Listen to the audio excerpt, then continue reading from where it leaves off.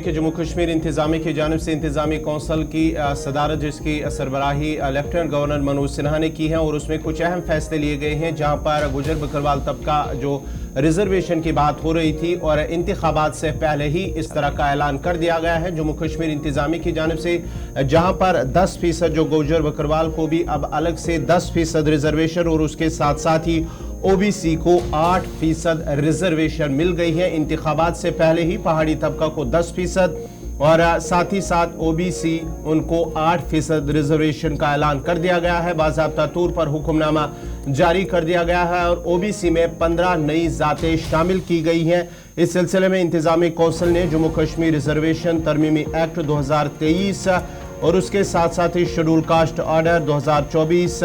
Schedule tribe order act 2024 और सरकारी हुक्मनामे के तहत जो तश्कील दिया गया है, इस सिलसिले में बाज़ाब्ता तौर पर इंतजामी कौंसिल ने उन्हें मंजूरी दे दी है। तफसीलात के लिए हमारे साथ senior news editor Vinod Kumar इस वक्त फोन लाइन पे है। विनोद जी, लोकसभा इंतखाबात का ऐलान करने से पहले यानी कि शेड्यूल से पहले ही इस तरह का बड़ा ऐलान जम्मू कश्मीर के अंदर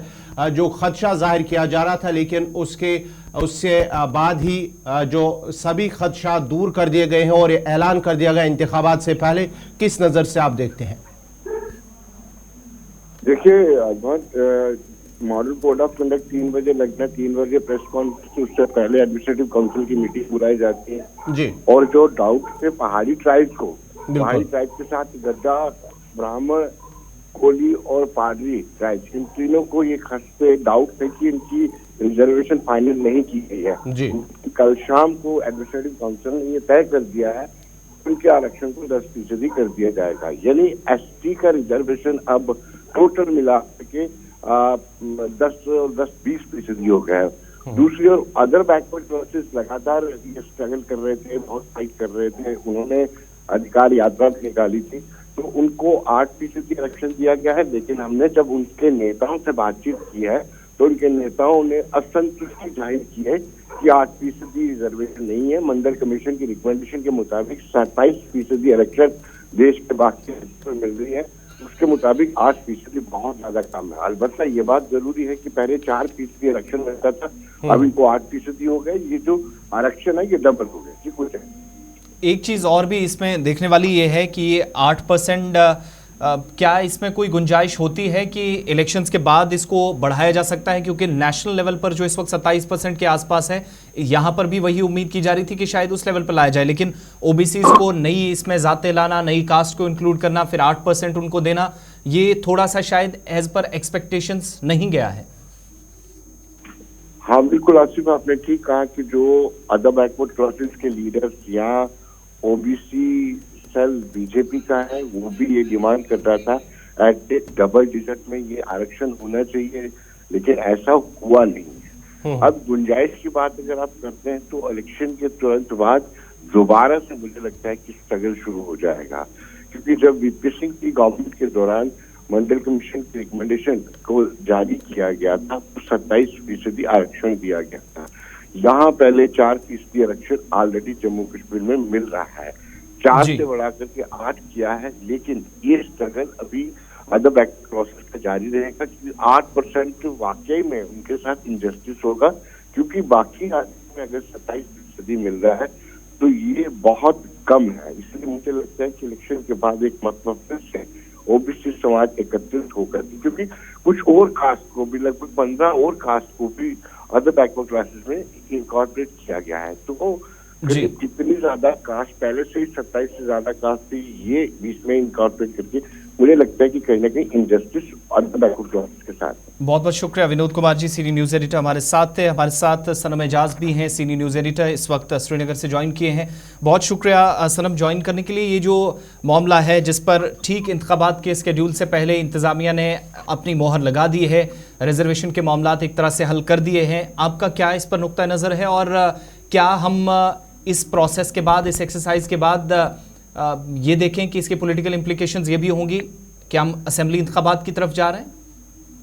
देखिए बिल्कुल, ये बहुत ही इम्पोर्टेंट इशू था और काफी दिनों से, पिछले कई बार मैंने दिल्ली में भी इस हवाले से बात की थी कि क्या ये जो इसका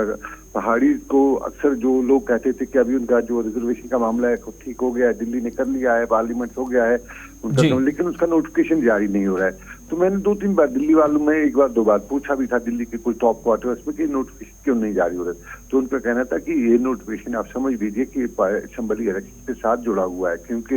जम्मू कश्मीर में इस नोटिफिकेशन के साथ जो पॉलिटिकल रिजर्वेशन है वो जुड़ी हुई थी। और चूंकि जम्मू कश्मीर में जो पिछला डिलिमिटेशन हुआ था उसके बाद यहाँ पे बहुत सी सीट जो है वो पॉलिटिकली रिजर्व की गई थी। तो ये एक बड़ा मामला था कि अगर ये रिजर्वेशन नहीं होती है, जो पहाड़ी इथनिक जो ग्रुप है उनका एसटी का नोटिफिकेशन जारी नहीं होता है, तो शायद वो इस कहीं अगर असेंबली इलेक्शन होते तो उसमें हिस्सा नहीं ले पाते थे, वो जहाँ वो नोटिफाई की गए थे उनके एरियाज में कुछ सीटें वगैरह। तो ये बिल्कुल आज का जो नोटिफिकेशन है ये उसके साथ भी कहीं न कहीं हम जोड़ के देख सकते हैं। और अब बाकायदा तौर पे अगर असेंबली इलेक्शन हो जाते हैं तो ये जो है पहाड़ी इतने ग्रुप के लोग जो हैं, क्योंकि अभी एसटी में आगे थी उन सीट पे पॉलिटिकल रिजर्व जो सीट थी उन पे इलेक्शन लड़ सकते हैं। लेकिन इसमें एक और इम्पोर्टेंट यह है कि आज इस मौके पे डिलिमिटेशन ये जो नोटिफिकेशन जो है इलेक्शन कमीशन का जो आने वाला है उससे ठीक एक दिन पहले ये जो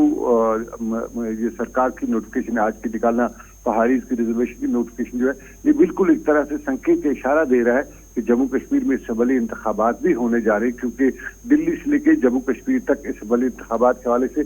बड़े चर्चे तो है लेकिन कुछ ठोस नजर नहीं आ रहा था। लेकिन 2-3 दिनों से बड़ी जो डेवलपमेंट्स हैं वो नजर होती हुई आ रही थी, जिसमें एक तो हमने पिछली बार भी कहा था कि पीएम का 2 बार का जम्मू कश्मीर का दौरा और फिर बीजेपी की टॉप लीडरशिप का जो जम्मू कश्मीर की असेंबली के हवाले से जो उनका ग्राउंड सर्वे है, तो ये सारी चीजें और फिर आज की ये बात जो है पहाड़ी जो ग्रुप के जो रिजर्वेशन है 10% की रिजर्वेशन इसका नोटिफिकेशन जारी करना ये इंतखाबात के हवाले से मुस्बत। अच्छा सनम एजाज, एक चीज हमने देखी सियासी नुक्ता नज़र से इस पर काफ़ी अपने अपने हिसाब से इस पर जो है वो तज्ज़िये और तबसरे इस वक्त सोशल मीडिया पर सार्फिन कर रहे हैं। हम जो पॉलिटिकल